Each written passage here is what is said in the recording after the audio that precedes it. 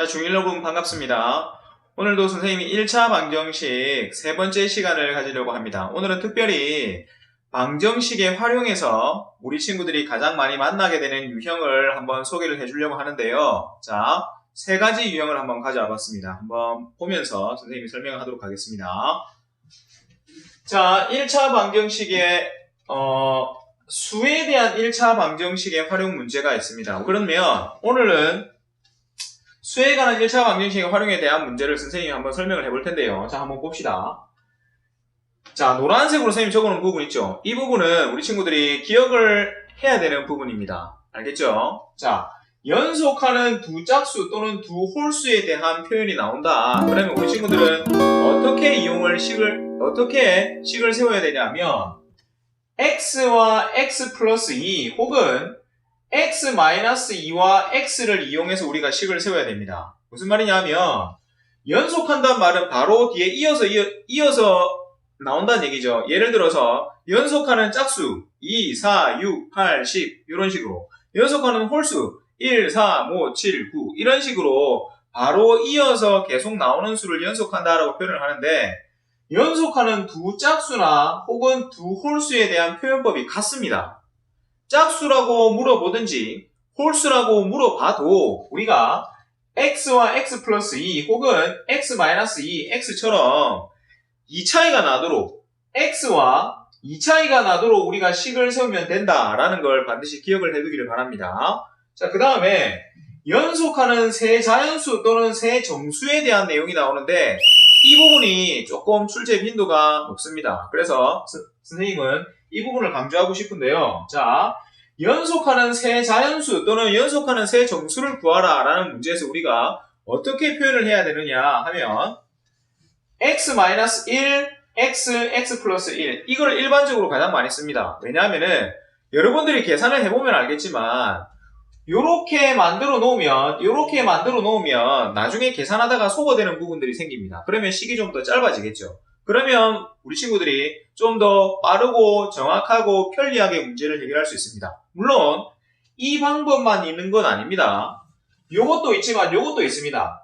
x-2, x-1, x 요렇게 풀어도 됩니다. 혹은 x 플러스 1, x 플러스 2 요런 식으로 우리가 연속하는 세 자연수나 세 정수를 표현해서 풀어도 됩니다.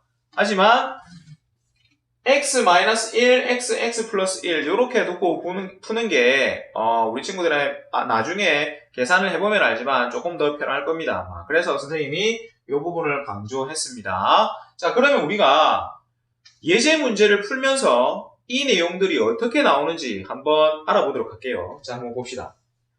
연속하는 세 자연수의 합이 39일 때 세 자연수를 구하여라 라는 문제를 우리 친구들이 만날 수도 있겠죠. 그죠? 자, 그러면 이걸 어떻게 하면 되느냐? 자, 선생님이 아까 강조했던 방법, 이 방법을 이용해서 선생님이 이걸 한번 풀어볼게요. 연속하는 세 자연수의 합이라고 했으니까 세 자연수를 x-1, x 플러스 1로 둔다고 했다. 그죠? 자, 그러면 이걸 표현할 때, 식으로 표현할 때 어떻게 표현하냐면 이렇게 표현할 수 있겠죠. x-1 더하기 x 더하기 x 플러스 1은 39 이렇게 표현할 수 있겠죠. 선생님이 왜 여기서 가로를 쳤냐 하면 우리 친구들한테 가로치는 습관을 들이라는 의미에서 선생님이 가로를 쳤습니다. 가로를 치면 요거 이 녀석의 식이 온전히 하나가 된다라는 얘기거든요. 그래서 이렇게 가로를 치는 습관을 들이세요. 자, 그러면 이 녀석을 자 보세요. 좌변을 계산하니까 마이너스 1과 플러스 1이 더해지면서 소거가 되죠. 그 다음에 동료한끼리 x는 x한끼리 동료한끼리 계산을 하게 되면은 좌변은 3x가 됩니다. 우변은 39가 되죠. 맞습니까? 따라서 x의 값은 얼마입니까? 13이 되는데 중요한 건 뭐냐? 지금 우리가 구해야 되는 문제가 바로 세 자연수를 구하라는 문제입니다. 근데 x는 13 이렇게 적어놓으면 되겠습니까? 당연히 안 되죠. 그래서 x는 13을 우리가 아까 연속하는 세 자연수를 표현하는 요 식에다가 대입시켜서 실제로 세 자연수가 뭔지를 알아내는 게 이 문제입니다. 활용 문제에서는 반드시 맨 마지막 문장을 확인하고 우리 친구들이 문제를 푸는 습관을 들여야 됩니다. 그래야 오답률이 적습니다. 알겠죠? 자, 그렇다면은 x에다 13을 집어넣으면 12, 13, 14 즉 우리가 구하고자 하는 세 자연수는 12, 13, 14 요렇게 세 개의 수가 된다 이 말입니다. 어렵지는 않죠? 어렵지는 않으니까 잘 기억을 해두길 바랍니다. 자, 그 다음 두 번째. 개수나 또는 나이에 대한 1차 방정식의 활용 문제입니다. 개수나 또는 나이에 대한. 선생님이 이거는 바로 예제 문제를 풀면서 우리 친구들한테 한번 설명을 해볼게요. 자, 예제 문제는 봅시다. 한 개에 500원 하는 초콜릿과 한 개에 100원 하는 사탕을 합해서 20개를 사고 3,600원을 지불했다. 초콜릿과 사탕은 각각 몇 개씩 샀는지 구하해라 라고 했습니다. 그러면은 방정식에 대한 내용은 우리가 첫 번째로 기억을 해야 될 것, 특히 방정식의 활용에 대한 내용은 첫 번째로 기억해야 될 게 뭐냐면 무엇을 x로 둬야 되느냐를 우리가 첫 번째로 기억을 해야 됩니다. 알았죠? 그러면 주로 우리가 구하고자 하는 수를 x로 두는 거겠죠. 그죠? 자, 그렇다면 봅시다. 우리가 지금 구해야 되는 건 뭐냐면 초콜릿과 사탕의 개수입니다. 그러면은 초콜릿을 x로 두고 초콜릿을 x로 두면 자, 초콜릿을 x로 두면 사탕은 어떻게 돼야 되겠습니까? 사탕은. 자, 문제를 한번 잘 보세요. 초콜릿과 사탕을 합해가지고 20개 샀다 했죠. 20개. 그러면 초콜릿을 x로 둔다면 사탕은 바로 20-x가 되는 겁니다. 알았죠? 사탕은 20-x가 되는 거예요. 자, 그러면은 우리가 식을 세울 수 있겠죠? 어떻게 세우냐면 잘 보세요. 지금 다음가가 나와있죠. 한 개에 500원, 한 개에 100원. 그 다음에 총 3,600원을 지불했다. 총 합계. 그러니까 우리가 지불한 총 금액이 나와있죠. 그러면 어떻게 하면 되느냐면 우리가 초콜릿을 x로 한다 했으니까 한 개에 500원 한다 했으니까 500x가 바로 초콜릿 x개를 사고 우리가 지불한 금액이 될 것이고, 더하기 사탕은 한 개에 100원 한다 했으니까 100 곱하기 20-x가 3,600원이다. 이렇게 식이 나오면 된다는 얘기입니다. 무슨 말인지 알겠죠? 자, 그렇다면 한번 봅시다. 요걸 또 이거는 분배 법칙을 이용해서 정리를 해야 되죠. 그러면은 500x 플러스 2000 마이너스 100x는 3600. 그 다음에 플러스 2000이 이항되면서 마이너스 2000이 제곱, 동류항끼리 계산하게 되면 동류항 500x 마이너스 100x는 400x가 되겠죠. 그 다음에 3600에서 2000을 빼면 1600이 됩니다. 그래서 따라서 x는 얼마가 되죠? 4가 되죠. 그러니까 초콜릿 4개, 그 다음에 사탕은 몇 개 샀단 말입니까? 이게 다 4개를 넣으면 16개. 그래서 초콜릿 4개와 사탕을 16개 샀다. 이렇게 구하면 맞게 구한 겁니다. 자, 우리가 지금 그 개수와 나이에 대한 1차 방정식의 활용에 대한 내용을 풀었습니다. 알겠죠? 풀어보니까 그렇게 많이 어렵진 않죠? 자, 그 다음 우리가 우리 친구들이 하면서 가장 많이 보게 되는 유형 중에 하나인 거리 속력 시간에 대한 1차 방정식의 활용에 대한 내용을 한번 풀어보겠습니다. 자, 여기서도 아까 선생님이 아까 중요한 부분을 노란색으로 적었잖아요. 여기서도 노란색으로 적은 부분이 있죠. 요거는 공식입니다. 반드시 우리 친구들이 암기를 해야 됩니다. 자, 그래서 거리는 속력 곱하기 시간이 거리입니다. 속력 곱하기 시간이 거리. 이거를 하나만 외워두면, 그러니까 선생님은 이거 중학교 때 선생님이 배웠던 방법인데요. 선생님 수학선생님한테 배웠던 방법인데요. 속 식어 이렇게 외웠었습니다. 속이 식는다 이렇게 외우니까 잘 안 까먹으시게 되더라고요. 그래서 우리 친구들도 우리 친구 나름대로의 방법으로 요거를 반드시 익혀두길 바랍니다. 자, 그래서 거리는 속력 곱하기 시간이다 이렇게 외워두면 요거를 이항을 시켜서 속력을 구하라. 그러면 속력은 시간분의 거리가 되겠죠. 또는 시간을 구하라. 그러면 얘는 속력분의 거리가 됩니다. 맞죠? 이런 식으로 요거 하나만 외워두면 이항을 통해서 우리가 식을 변형시킬 수도 있으니까 꼭 이 부분을 외워두기를 바랍니다. 자, 그렇다면은 거리 속력 시간에 대한 1차 방정식 활용 문제가 실제로 어떻게 나오는지 한번 예제 문제를 풀어봅시다.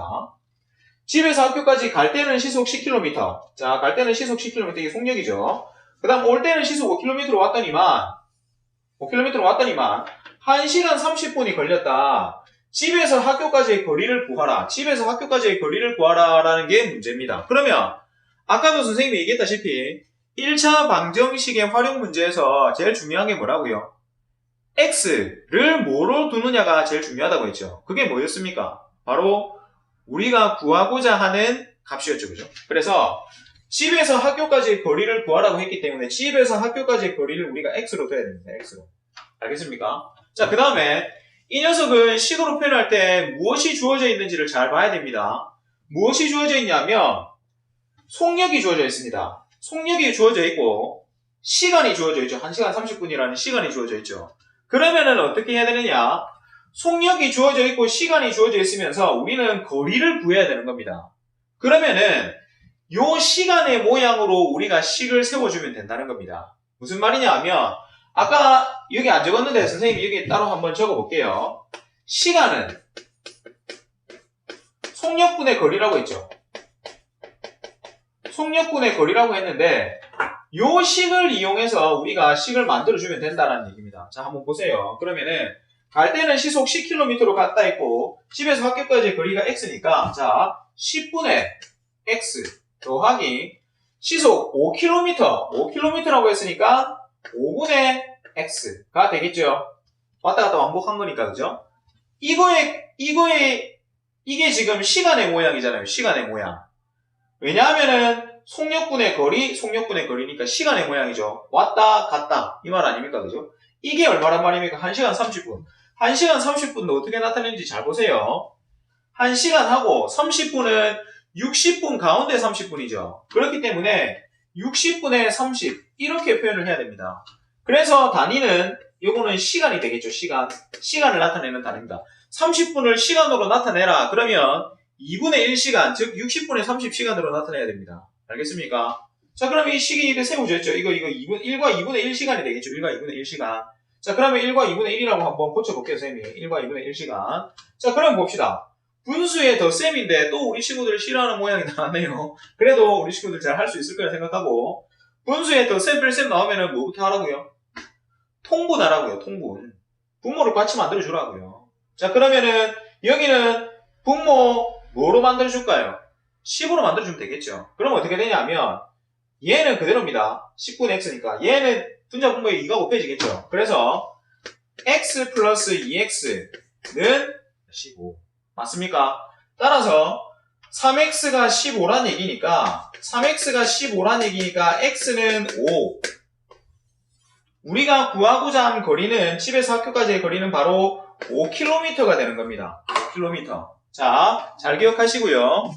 자, 여기까지 선생님이 1차 방정식 세 번째 시간으로 우리 친구들에게 1차 방정식의 활용의 대표적인 문제 유형 세 문제를 한번 가지고 와봤습니다. 이외에도 몇 가지 유형이 더 있는데 우리 친구들 다음 시간에 선생님이 한번 그 몇 가지 나머지 유형들을 한번 소개를 해보도록 하겠습니다. 그리고 오늘 여기까지 본다고 고생 많이 했습니다. 다음 영상에서 보도록 하겠습니다.